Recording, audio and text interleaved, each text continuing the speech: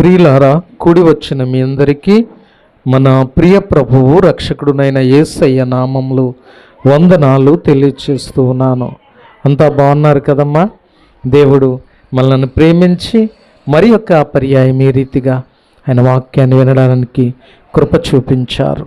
ఈ సమయంలో పరిశుద్ధ లేఖన భాగము నుండి మార్కు సువార్త 12వ అధ్యాయము 28వ వచనాన్ని చదువుకుందాము. పరిశుద్ధ లేఖన భాగము నుండి మార్కు సువార్త 12వ అధ్యాయము 28వ వచనమును చదువుకుందాము.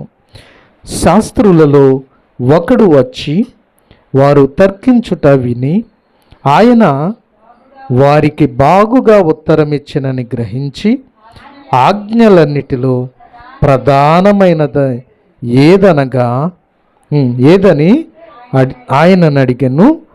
అందుకు యేసు, ప్రధానమైనది ఏదనగా, ఓ ఇశ్రాయేలు వినుము, మన దేవుడైన ప్రభువు, అద్వితీయ ప్రభువు, నీవు నీ పూర్ణ హృదయముతోను, నీ పూర్ణాత్మతోను, నీ పూర్ణ వివేకముతోను, నీ పూర్ణ బలముతోను నీ దేవుడైన ప్రభువును ప్రేమింపవలెను అనున్నది ప్రధాన ఆజ్ఞ. చాలమ్మా, మనము చదువుకున్న ఈ వాక్య భాగములో యేసయ్యను అక్కడ శాస్త్రులు పరిసయ్యులు ఆయన మాటల్లో తప్పు పట్టుకొనవలెనని చెప్పి అనేకమైన ప్రశ్నలు వేస్తూ వచ్చినట్లుగా మనము చూసాము. అలా ప్రశ్నలు వేస్తూ ఉన్నప్పుడు యేసయ్య వారికి ఎంతో చక్కగా కోపించకుండా వారి ప్రశ్నలకు చక్కగా జవాబులు చెబుతూ వచ్చాడని మనము గడిచిన 2 వారాలు కూడా మనము నేర్చుకుంటూ వచ్చాము. ఒకసారి వారు అడుగుతూ వచ్చారు, ఏమని? ఒక దేనారాన్ని చూపించి కైసరుకు పన్ను కట్టమంటూ ఉన్నాడు. కైసరుకు పన్ను కట్టాలా కట్టవద్దా అని చెప్పి అడిగినప్పుడు యేసయ్య మాట్లాడుతూ వచ్చాడు. మీ దగ్గర ఉన్నటువంటి ఆ యొక్క దేనారాన్ని చూపించండి అని చెప్పినప్పుడు ఆ దేనారాన్ని చూపించారు.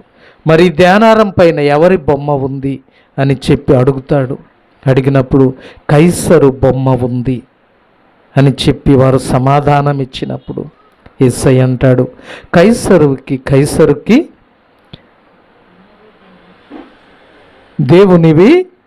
దేవునికి ఇవ్వమని చెప్పి ఆయన చక్కగా జవాబిచ్చాడు. అలా ఇచ్చినప్పుడు వారు మౌనంగా వెళ్ళిపోయారు. ఆయన మాటల్లో ఎంత మాత్రము తప్పు పట్టుకోలేకపోయారు. తిరిగి రెండవదిగా ఇంకొక ప్రశ్న వేశారు. ఒక వ్యక్తికి వివాహమయ్యింది. ఆయనకు 6 సహోదరులు ఉన్నారు. 6 సహోదరులు ఉన్నప్పుడు ఈ యొక్క వివాహము చేసుకున్న భర్త చనిపోయాడు. ఆ భార్య యవనస్తురాలుగా ఉంది, పిల్లలు పుట్టలేదు. అలాంటప్పుడు మోషే ధర్మశాస్త్ర ప్రకారము అన్నయ్య చనిపోయినప్పుడు పిల్లలు పుట్టకపోతే ఆ స్త్రీని ఆ తమ్ముడు వివాహం చేసుకుని పిల్లలు పుట్టులాగున తనతో సంసార జీవితాన్ని కొనసాగించాలి. అలాగా రెండవ వ్యక్తి కూడా వివాహం చేసుకున్నప్పుడు రెండవ వాడు చనిపోయాడు. అటు తరువాత 3వ వాడు చేసుకున్నాడు. ఇలాగ 7 చేసుకున్నారు. 7 భర్తలు కూడా చనిపోయారు. కానీ ఆ స్త్రీకి పిల్లలు పుట్టలేదు. ఈ స్త్రీ కూడా అటు తరువాత చనిపోయింది వృద్ధాప్యమందు. ఈ స్త్రీ పరలోకానికి వెళ్ళిన తరువాత దేవుడు నీ భర్త ఎవరని చెబుతాడు? 7 ఎవరు ఆమెకు భర్త అని చెప్పి అడిగారు యేసు ప్రభువుని. అడిగినప్పుడు ఆయన చక్కగా సున్నితంగా వారికి జవాబు చెబుతూ వచ్చాడు. ఏమని అంటే, చనిపోయిన తరువాత పరలోకంలో పెళ్ళికి ఇవ్వబడటం కానీ పెళ్ళి చేసుకోవటం కానీ ఉండనే ఉండదు అని చెప్పాడు. మరి పెండ్లి చేసుకోవటం, పెళ్ళికి ఇవ్వటం ఉండదు. మరి ఎలా ఉంటారంటే పరలోకంలో వాళ్ళు ఎలా ఉంటారు? చనిపోయిన వారు దేవుని దూతల వలె ఉంటారు. ముసలై చనిపోవచ్చు 100 సంవత్సరాల వయసులో, కానీ చనిపోయిన తర్వాత యవ్వనస్తురాల్లాగా ఆ పరలోకంలో ఉంటుంది. నల్లగా ఉన్నా, తెల్లగా ఉన్నా, అందము లేకుండా ఉన్నా, మరి అంగవైకల్యంతో ఉన్నా, ఎలా చనిపోయినా కానీ పరలోకంలో అవేమీ ఉండవు. కానీ దేవదూతలు ఎలా ఉంటారో అంత అందంగా పరలోకంలో ఉంటారు. అంత మాత్రమే కాదు, ఆదాముని అవ్వని దేవుడు ఎలా చేశాడు? యవ్వనస్తుల వలె చేశాడు. అలాగే నీవు 100 సంవత్సరాలు 150 సంవత్సరాలు వచ్చి చచ్చిపోయినా పరలోకంలో ఇక్కడ కన్ను మూయగానే పరలోకంలో నువ్వు ఎలా ఉంటావు? యవ్వనస్తురాలిగా, అందమైన స్త్రీగా కనిపిస్తావని చెప్పి దేవుడు చెప్పాడు. ఆ తర్వాత చనిపోయిన తర్వాత మనము నా భర్త అడుగు అని నీవు చెప్పడానికి ఉండదు, నా భార్య అదిగో అని చెప్పడానికి ఉండదు. కారణం ఏంటి? అక్కడికి వెళ్ళిన తరువాత ఈ యొక్క లోకాశలు మనలో ఉండవు. ఈ లోకంలో ఉన్నంతసేపే నా భర్త, నా బిడ్డలు, నా వారు, నీ వారు అనే వ్యత్యాసాలు ఉంటాయి. కానీ పరలోకానికి వెళ్ళిన తర్వాత ఒకే ఒక్కటి, దేవుని స్తుతించటము. దేవుని స్తుతిస్తూ ఉంటావు, దేవుని సన్నిధిలో ప్రార్థన చేస్తూ ఉంటావే తప్ప ఇక ఈ లోకంలో ఉన్నటువంటి శరీరాశ కానీ, నేత్రాశ కానీ, జీవపు డంబము కానీ ఏది మనలో ఉండదండి. అక్కడ పరలోకానికి ఈ యొక్క ఎందుకని ఉండదంటే ఈ యొక్క మలినమైన ఈ శరీరము చనిపోయిన తరువాత మంటిలో కలిసిపోతుంది. ఈ యొక్క శరీరానికి చాలా కోరికలు అన్నమాట.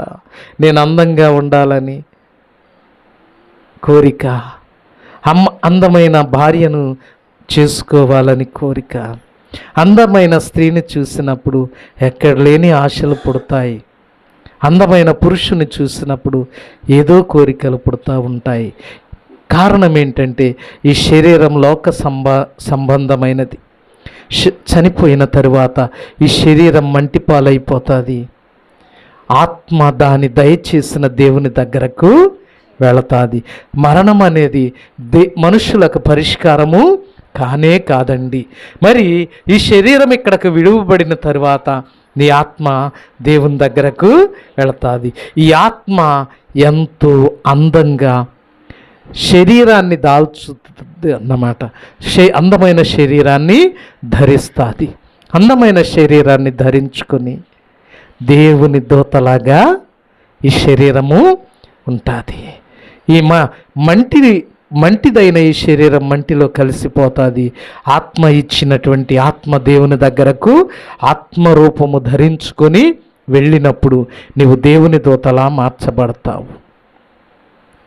ఇప్పుడు అలా చెప్పి ఆ జవాబులు చెప్పినప్పుడు వారు మౌనంగా ఉన్నారు. అక్కడ వారిలో ఒక యవనస్తుడు చూస్తూ ఉన్నాడు. యేసయ్య ఎలా వాళ్ళకి చెప్తూ ఉన్నాడు ఆ జవాబు అని చెప్పి చూస్తూ ఉన్నప్పుడు చక్కని జవాబులు చెప్పారు యేసయ్య. అలా చెప్పినప్పుడు ఆ వ్యక్తి యేసయ్య దగ్గరకు వచ్చి మాట్లాడిన మాటలు ఇవి. ఏమన్నాడు?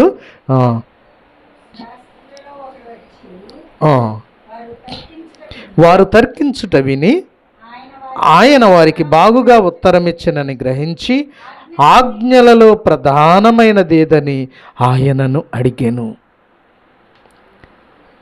ఆజ్ఞలన్నిటిలో ప్రధానమైన ఆజ్ఞ ఏది అంటే ముఖ్యమైన ఆజ్ఞ ఏది అని చెప్పి అడిగారు. మోషే 10 ఆజ్ఞలు దేవుడు మోషేకి ఇచ్చాడు. సినాయి పర్వతం మీద ఇచ్చినప్పుడు 10 ఆజ్ఞల్లో ప్రధానమైన ఆజ్ఞ ఏది అని అడుగుతూ ఉన్నాడు. ఎవరు అడిగారు? ఆ యవనస్తుడు.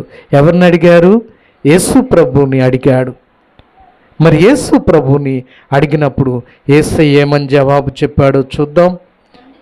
అందుకు యేసు ప్రధానమైన ఏమనగా, ఓ ఇశ్రాయేలు వినుము, మన దేవుడైన ప్రభువు అద్వితీయ ప్రభువు కనుక నీవు నీ పూర్ణ హృదయముతోను, నీ పూర్ణ ఆత్మతోను, నీ పూర్ణ వివేకముతోను, నీ పూర్ణ బలముతోను నీ దేవుడైన ప్రభువును ప్రేమింపవలెనన్నది ప్రధాన ఆజ్ఞ. చూసారా? అసలైన ఆజ్ఞ ఏది అంటే ఎలా మన దేవుడిని మనము ఎలా వెతకాలి అనేది దేవుడు చెప్తూ ఉన్నాడు. ఓ ఇశ్రాయేలు, ఏమన్నాడు? ఆ అడిగిన వ్యక్తిని అంటూ ఆ వ్యక్తికి చెప్తూ ఉన్నాడు, ఓ ఇశ్రాయేలు, ఓ ఇశ్రాయేలు అని చెప్పి మాట్లాడుతూ వచ్చాడన్నమాట. ఓ ఇశ్రాయేలు అంటే ఆ వ్యక్తి ఇశ్రాయేలీడా కాదా అనేది చూసినట్లయితే, ఎవరైతే దేవుని నమ్ముకొని బాప్తిస్మం తీసుకొని దేవుని ఆజ్ఞల ప్రకారము నివసించే ప్రతి ఒక్కడు కూడా, దేవుని ఆజ్ఞల ప్రకారం జీవించే ప్రతి పురుషుడు, ప్రతి స్త్రీ కూడా ఎవరు? ఇశ్రాయేలీయులు. ఎవరు? ఇశ్రాయేలీయులు. అంటే ఇశ్రాయేలు అంటే దేవుని కలిగిన వారు అని అర్థం. ఇశ్రాయేలు అంటే ఎవరు? మరి నీకు దేవుడు ఉన్నాడా? నాకు దేవుడు ఉన్నాడా? మనందరికీ దేవుడు దేవుని కలిగిన వారే ఇశ్రాయేలీయులు. ప్రభు అయిన యెహోవాను, యేసుక్రీస్తును నమ్ముకున్నవారు ఇశ్రాయేలు. అందుకని దేవుడు చెప్తూ ఉన్నాడు, ఓ ఇశ్రాయేలు, ఓ ఇశ్రాయేలు వినుము, మన దేవుడైన ప్రభువు అద్వితీయ ప్రభువు. ఏ ప్రభు అంట? అద్వితీయుడు. అద్వితీయుడు అంటే అత్యంత ఉన్నతమైనటువంటి వాడు. ఈ లోక దేవుళ్ళు అనబడే వారి కన్నా, దేవతలు అనబడే వారి కన్నా ఉన్నతమైనటువంటి దేవుడు మన దేవుడు. కనుక మరి ఆ దేవుని మనం ఎలా సేవించాలి అని చూసినట్లయితే, నీ పూర్ణ హృదయముతో దేవుణ్ణి ఎలా స్తుతించాలంట? ఎలా స్తుతించాలి? పూర్ణ హృదయముతో. ఎలా ప్రార్థించాలి? నీ పూర్ణ ఆత్మతో. ఎలాగా పాటలు పాడాలి? ఎలా పాటలు పాడాలి? పూర్ణ బలముతో. ఎలా చప్పట్లు కొట్టాలి? పూర్ణ బలముతో, శక్తితో. ఇలాగా దేవుని దగ్గరకు వచ్చినప్పుడు మనం ఎలా ఉండాలి? దేవునికి సమస్తము కూడా దేవునికి మరి సమర్పించే వారముగా ఉండాలి. మనము సమస్తము, మనకు కలిగిన సమస్తాన్ని కూడా దేవునికి పరిపూర్ణంగా ఇచ్చేవారముగా ఉండాలి. పూర్ణ బలముతో, పూర్ణ హృదయముతో, పూర్ణ ఆత్మతో, పూర్ణ వివేకముతో దేవుని మనము స్తుతించి, సేవించి, ప్రార్థించి, ఆరాధించి ఘనపరచే వారముగా ఉండాలి. మనకు కలిగిన సమస్తాన్ని కూడా, మన దేహాన్ని దేవునికి ఇవ్వాలి, మన ధనాన్ని దేవునికి ఇవ్వాలి, మన సమయాన్ని దేవునికి ఇవ్వాలి, మన బిడ్డలను దేవుని దగ్గరకు తీసుకొని రావాలి. ఎవరు? యేసయ్యను కలిగిన వారు, యేసయ్యను సేవించేవారు, యేసయ్యను ప్రార్థించేవారు, యేసయ్యను స్తుతించేవారు ఇలా ఉండాలండి. అంతేగాని నేను ప్రార్థనకి వెళ్తున్నాను, నువ్వు అవన్నీ ఉతికేసి బట్టలు ఇంటికాడే ఉండు, రావద్దులే అని పిల్లలకు చెప్తారు. మరి పిల్లలను తీసుకురావాలా, తీసుకురావద్దా?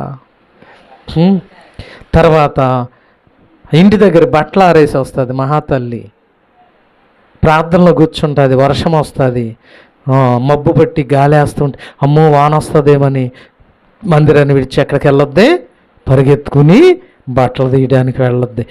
పూర్ణ హృదయంతో ఇక్కడ కూర్చుందామా? కూర్చుందా? సగం ఇక్కడ, సగం అక్కడ, ఇలాగా. మరి అది పూర్ణ హృదయం అంటారా? దాన్ని పూర్ణ మనస్సు అంటారా? సగం ఎక్కడ ఉంది? సగము అక్కడే ఉంది. ఇంకొక ఆమె ఉంటుంది, చర్చిలోకి వెళ్ళొద్దే, ప్రార్థనకు వస్తుంది. ఎందుకు?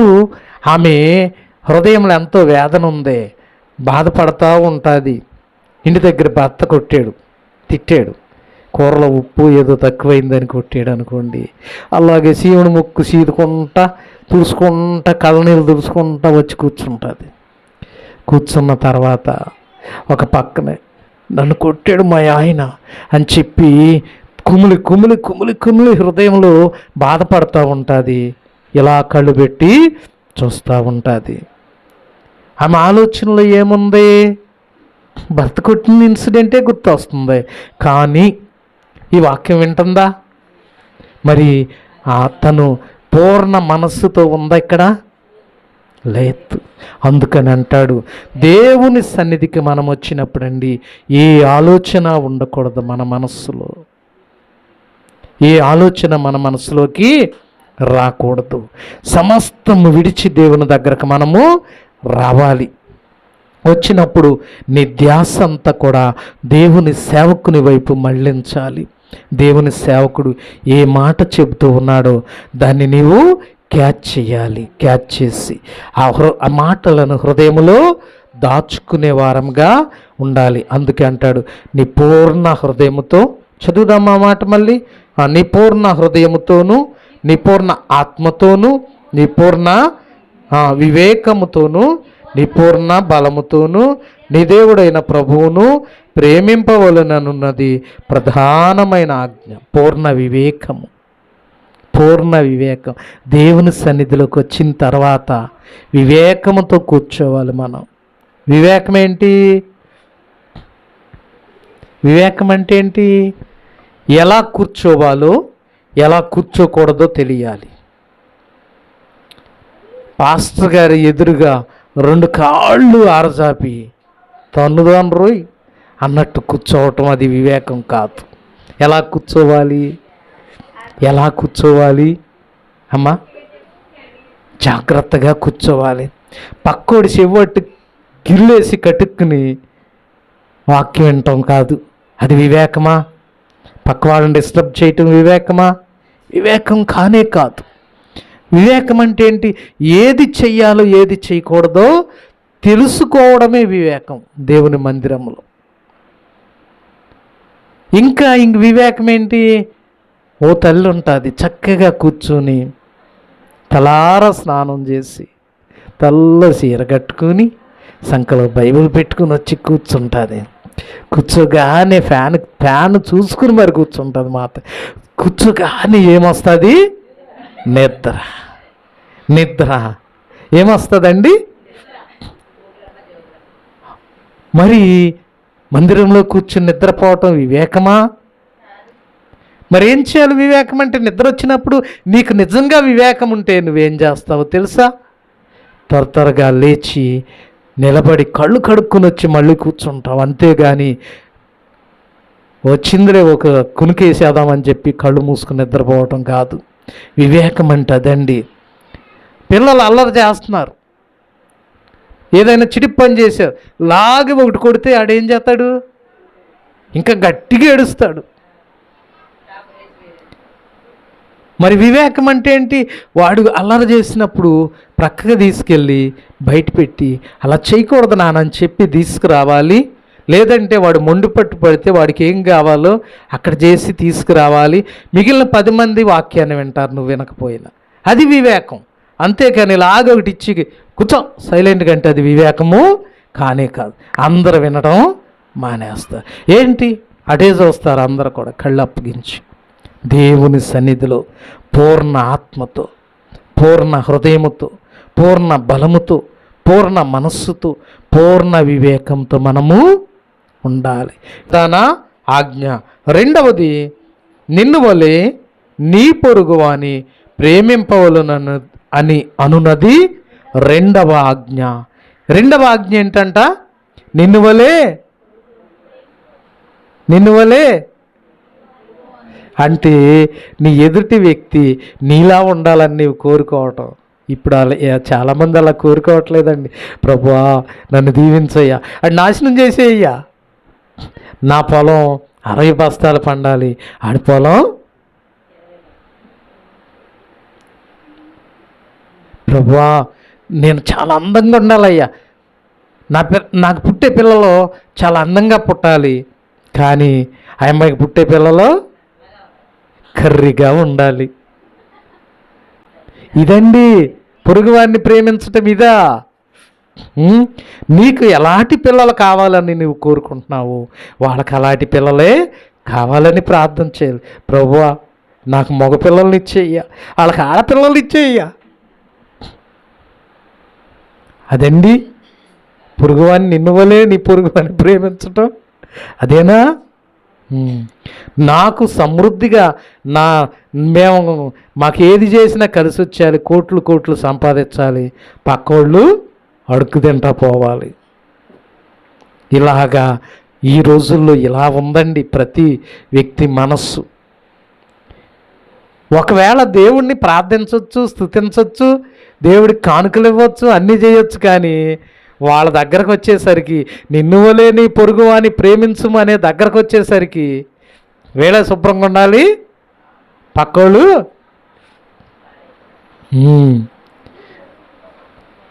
మొదట ఆజ్ఞలో దేవునికి ఇష్టంగా జీవించిన రెండవ ఆజ్ఞలు ఏమవుతున్నారు? పాడైపోతున్నారు. అందంగా ఉండాలని కోరుకుంటున్నావు, నీవెలా ఉన్నతమైన స్థితిలో ఉండాలని కోరుకుంటున్నావు, నీ ఎదుటి వ్యక్తి కూడా ఉన్నతమైన స్థితిలో ఉండాలని కోరుకు. అది నిన్ను వలే నీ పొరుగువాని ప్రేమించటం అంటే. నీకు ఆకలి అయితే హడావిడిగా అన్నం తినేస్తున్నావు, పక్కోడికి ఆకలి అయితే ఏ పొద్దుగూకులు ఇదే పనా? చూడండి, నీవు ఆకలైనప్పుడు త్వరగా తింటావు కదా, అలాగే ఎవరైనా అమ్మా ఆకలి అవుతుందమ్మా అని వచ్చినప్పుడు వాళ్ళకు కొంచెము అన్నం పెట్టాలి. ఇలాగా నిన్ను వలే నీ పొరుగువాని ప్రేమించు. ఈ రెండు ఆజ్ఞలు కలిగి ఉంటేనంట దేవుడంట మనల్ని ఎంతో ఇష్టపడతాడు. ఆయనకిష్టమైన కుమార్తెగా, ఆయనకిష్టమైన కుమారునిగా దేవుడు మరి చేసుకోవటానికి ఇష్టపడతాడు అని చెప్పి ఆ వ్యక్తికి చెప్పాడన్నమాట. వచ్చినటువంటి యవనస్తుడికి అలా చెప్పినప్పుడు చూడండి, ఆ మాట చదువుదాం. ఆ శాస్త్రి 20:32 అమ్మా. ఆ శాస్త్రి, బోధకుడా బాగుగా చెప్పితివి, ఆయన అద్వితీయుడనియు ఆయన తప్ప వేరొక దేవుడు లేడనియు నీవు చెప్పిన మాట సత్యమే.